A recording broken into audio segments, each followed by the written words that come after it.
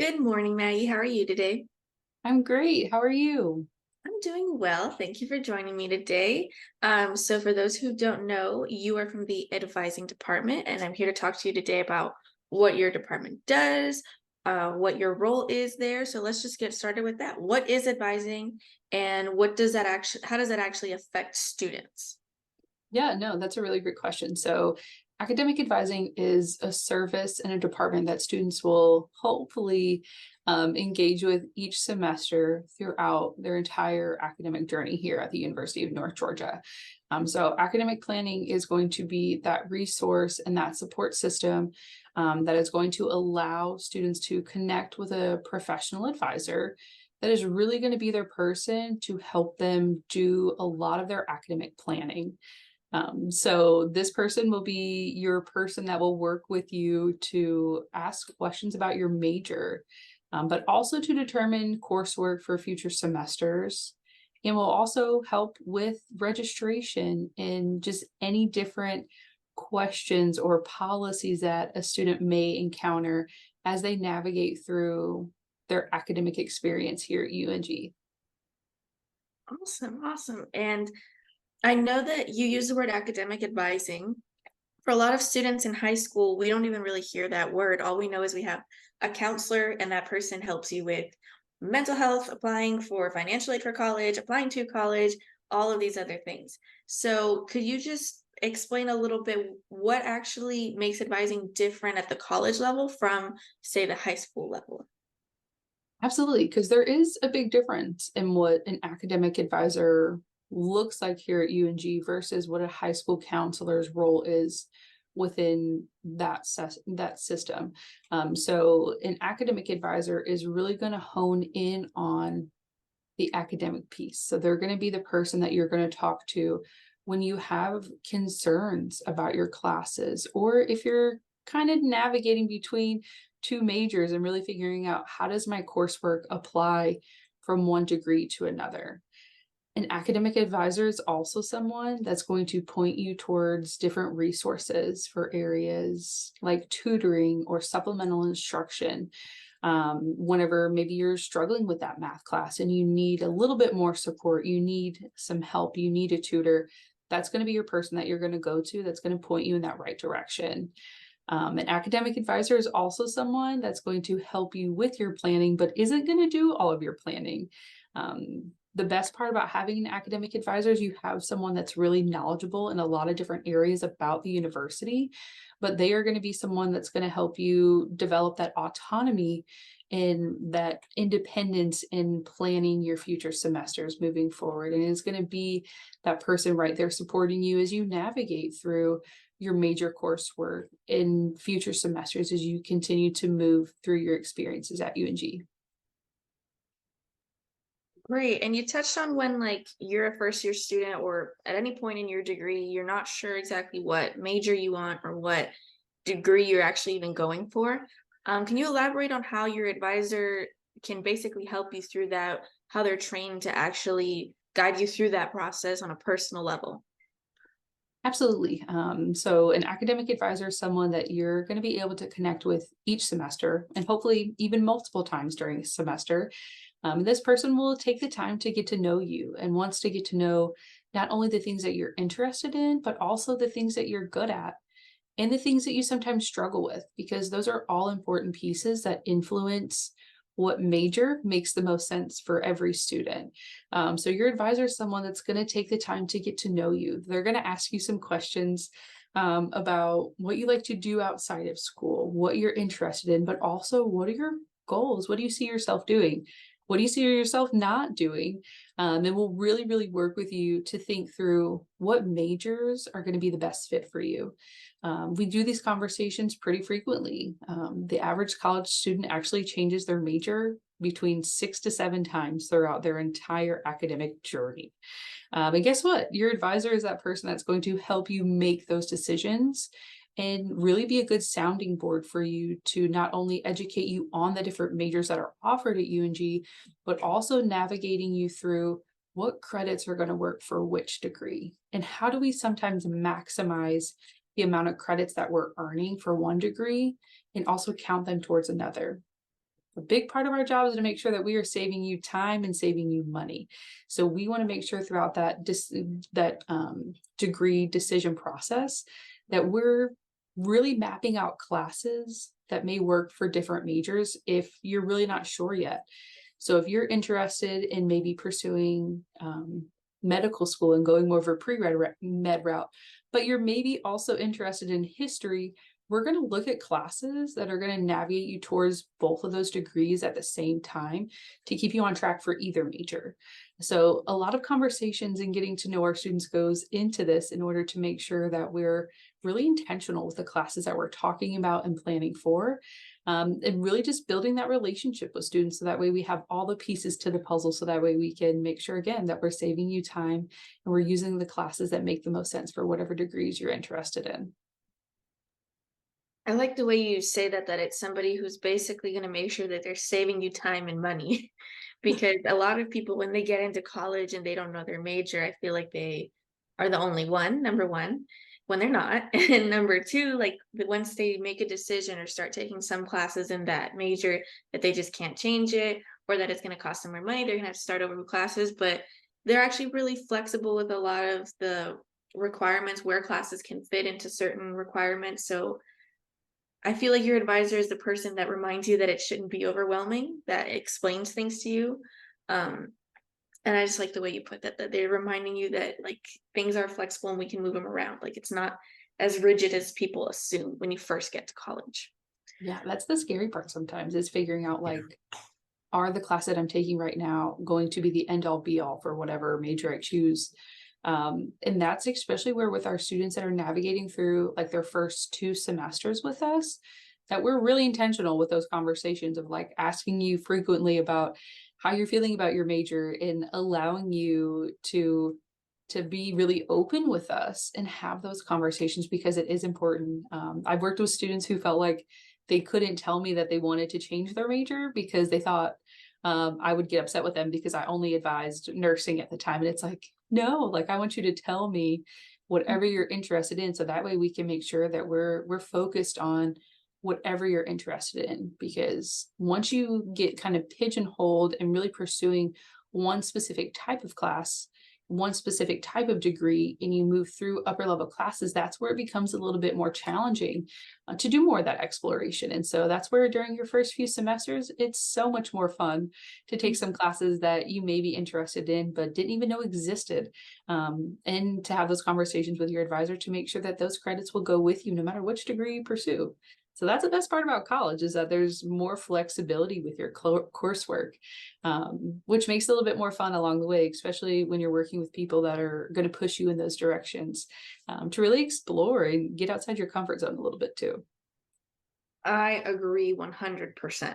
And there's also something else I want to touch on. So I'm, for example, a student that works full time and I have a part-time job with UNG and I go to school full time. If I'm coming into UNG and I have commitments such as work or something else, maybe I'm an athlete and I need to have time in my schedule set aside for whatever activities pertain to that. How can my advisor help me figure out how to schedule my classes around my life, basically? Yeah, no, that's a really great point. Because for some people, school isn't their only focus. Sometimes school is half or a third of their whole life. And so we have to make sure that school also fits with life.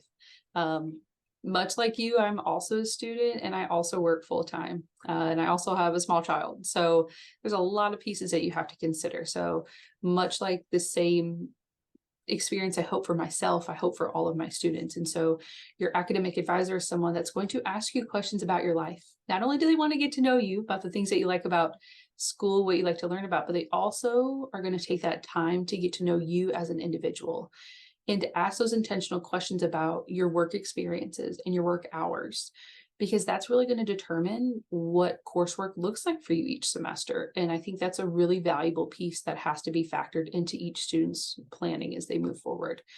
Because it may be that you could only take classes Monday, Wednesday, and Friday because you work Tuesdays and Thursdays.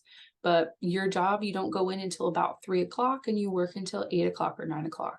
So you're really only looking at classes that are maybe in the morning on Monday, Wednesday, and Friday. Your advisor is that person that's going to help you sift through some classes and help you figure out, okay, how can we make this schedule work? What does that look like? And if maybe they're not the one that's sitting down walking you through it step by step, they're going to give you the tools on how you can do that yourself. So that way you get more comfortable with navigating through figuring out the most appropriate schedule for yourself.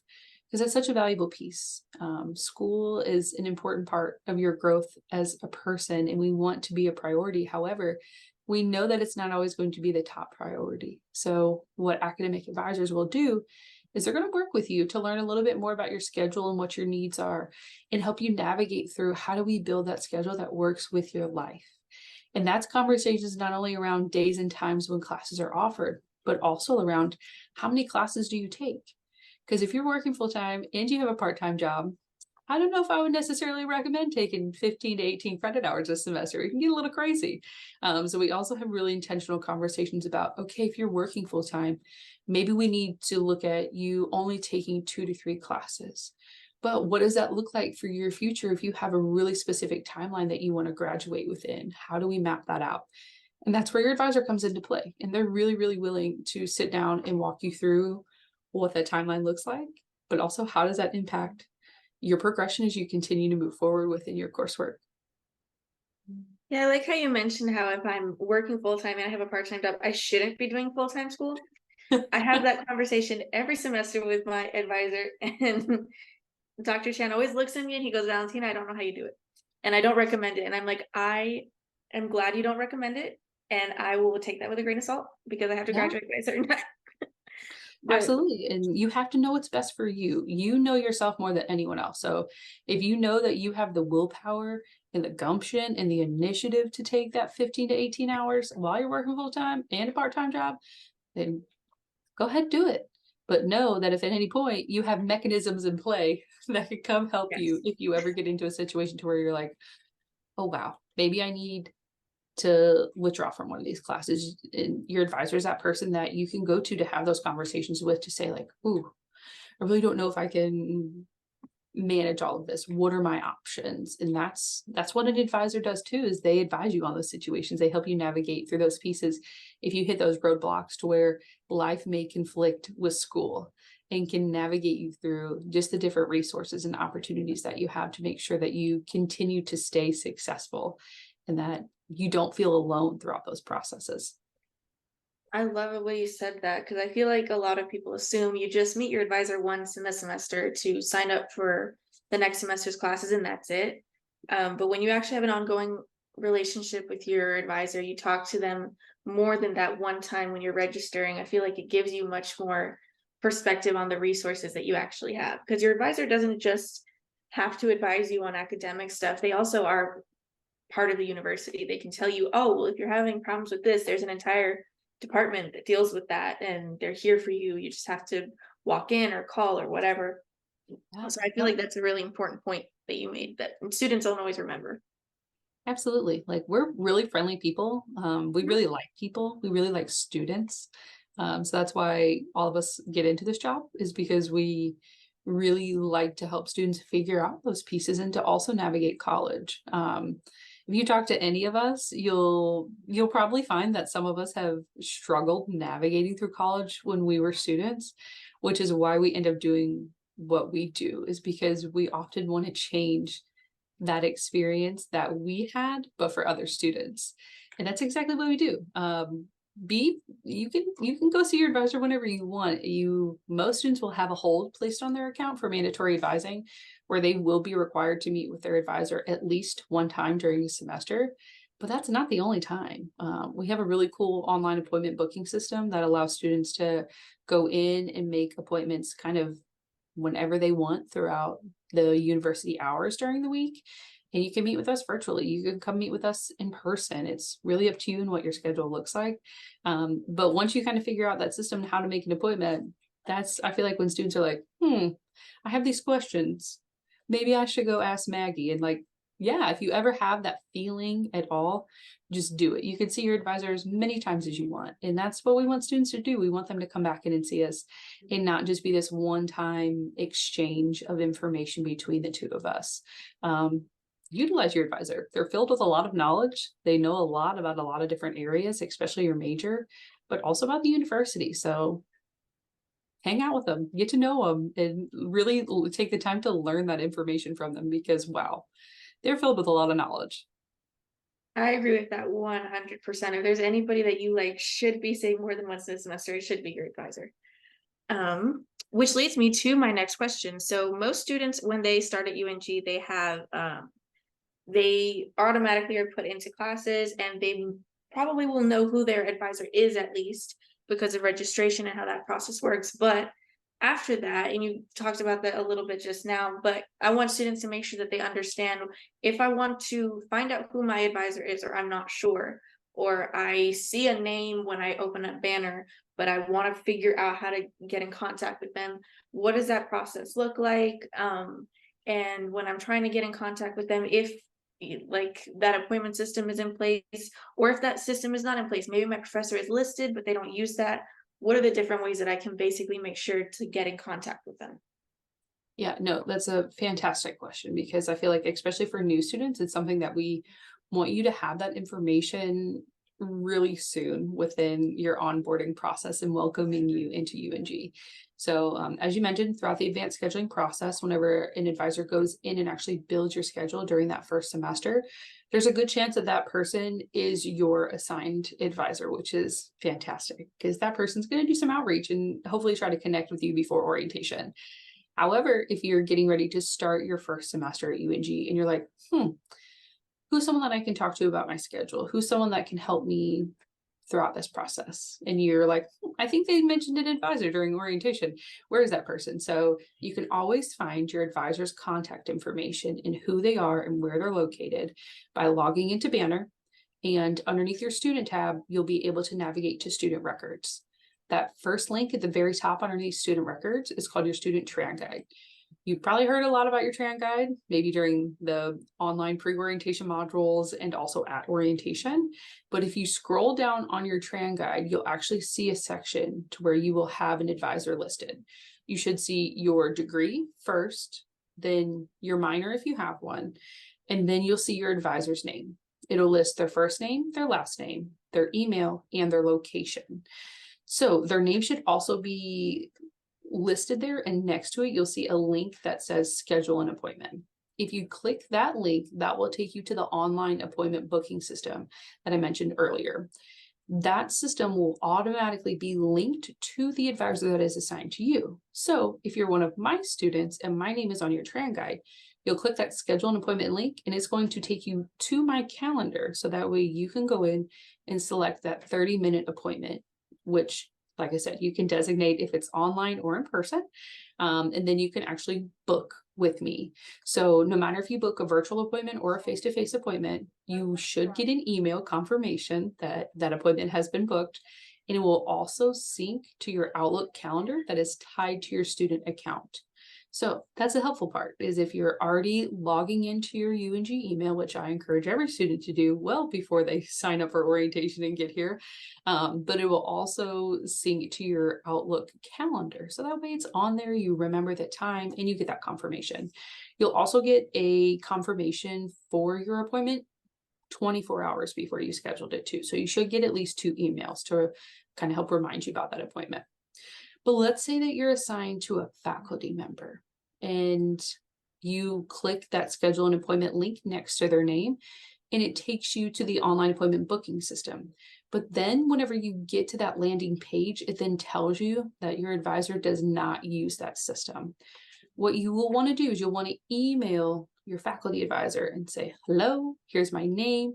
I'm one of your advisees. I would really like to meet with you to discuss fill in the blank here. Because there is a chunk of faculty members that do not use our online appointment booking system. And they do things more so via email and have their own methods for scheduling appointments with students. But if you're working with any professional advisor across the 4 campuses, actually 5 campuses, and online, then you can use that online appointment booking system to schedule an appointment with us, which is just helpful. I feel like online booking systems are like all the craze. Everyone uses them, like for everything. So it's really convenient, and that's how you can find not only your advisor information, but also how to make those appointments as well. Awesome. Yeah, I'm glad that you touched on that because when I first went to do my advising appointment, it was with my advisor, Dr. Chan, and he let me know immediately. He was like, I don't use this. I have a meeting that day. I'm really sorry. Let's find a time that works. And I found it actually easier to just email him because I always know generally his availability by the time the semester starts. But once you actually do it, I feel like you get over the fear of I don't know who this person is and I'm supposed to talk to them and I don't know what I'm supposed to be doing. So I felt like that was important to address if your advisor doesn't do that, or if they do, what does that look like? So Yeah, we no, can, that's great question. So I'm glad you asked because we get that a lot too. And your advisor will try to contact you yeah, throughout the semester too, and they're going to provide some of that same information. So if you ever get that feeling of like, ooh, I need to go in and I have to meet with this person, what are we going to talk about? Who are they? Just know they are a friendly face, and you're going to talk about your classes this semester.